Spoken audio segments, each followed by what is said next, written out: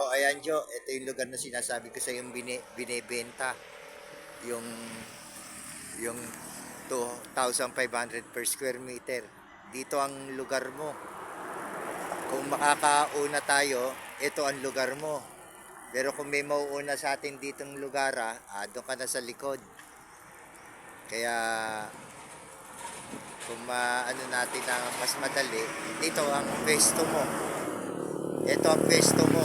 Oh, Jo, ito ang highway, oh. Oh. Kaya dito ka maganda mag Airbnb. Oh. Ayan, oh, highway, oh.